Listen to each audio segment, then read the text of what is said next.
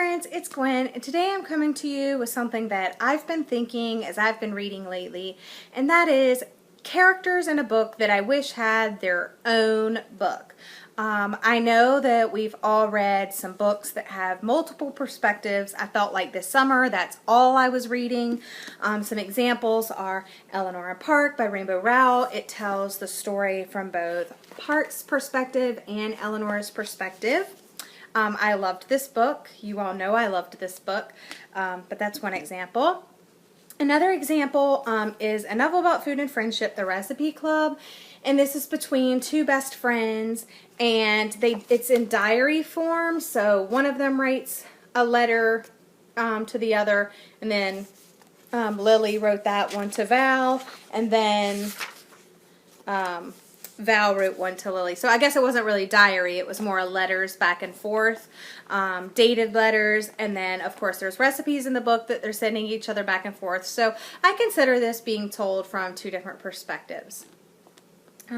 Another very popular choice of multiple perspectives, another book I loved, The Kiss of Deception by Mary E. Pearson, and I loved this book. I loved it. This was the book that I really felt did the multiple perspectives the right way. I mean, all of these are pretty good examples. I loved Eleanor Park, so I think they did a great job. It was done well. The letters back and forth was great, and I loved this story, and I actually make recipes out of this book every once in a while and then post them on my blog once I've tried them out. But I loved that.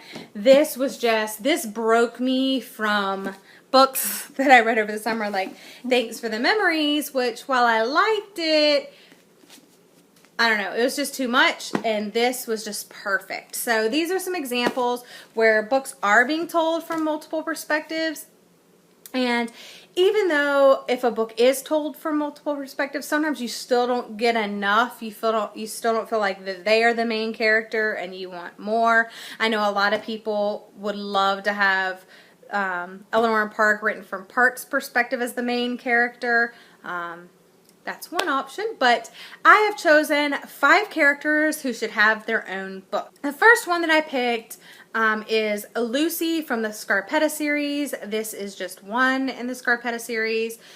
Lucy is the niece of Kay Scarpetta, the main character in the series, and she's a lesbian, and she's a genius, and she's really techie and really smart, and she's always finding a way to help her aunt figure something out, or help her with a gadget or something like that. But I would love to know more of Lucy's story. Her relationship with her aunt we get a little bit of, but I want to know more. What is she doing when she's not featured in one of these stories? So I think it would be great to have, we have the Scarpetta series, so it would be great to have a Lucy series. The next book that I picked, another Rainbow Rowell book, is Landline. I would love, from this, you're getting Georgie McCool's point of view, and I would love to get her husband Neil's point of view. It's kind of like the flip side, she's the one making all the calls, but what's he doing, what's going on with her daughters, etc. So I would love to hear his point of view. The next person who I think should have their own book, of course, is another Rainbow Rowell book, and that is Fangirl, and they're twins, Kath and Ren, and we, of course, get Kath's point of view in Fangirl, and I love this story. I love all of Rainbow Rowell's books, but I would love to hear the opposite side of the story. Since Ren and Kath are complete opposites, I would love to hear Ren's story. I'm sure it's just as interesting as Kath's. Of course, I couldn't make this list and not include Peeta. Everybody wants to hear a little bit more about Peeta. I'd love to hear about him more before the Hunger Games and, the bread shop and all of that, but I would really like to hear his thoughts about what he's feeling during the Hunger Games and Katniss, and yeah, I had to have this on the list. I want to hear Peeta. Of course, I could have put pretty much any of the characters in this book, Johanna Mason, any characters in any of the Hunger Games. Haymitch, that would be an interesting story. I think you could do it from his Hunger Games, or whatever. But I'm picking Peeta. I don't want to pick every character in the book, so just picking the one, Peeta, from the Hunger Games. And last but not least, I would love for there to be a book about Alaska. Alaska in Looking for Alaska by John Green. I loved this book. I flew through it. She's one of my favorite characters. She just doesn't take crap from anybody, and I really think that it would be cool to have her story told. So those are my top 5 characters that I have picked who should have their own book.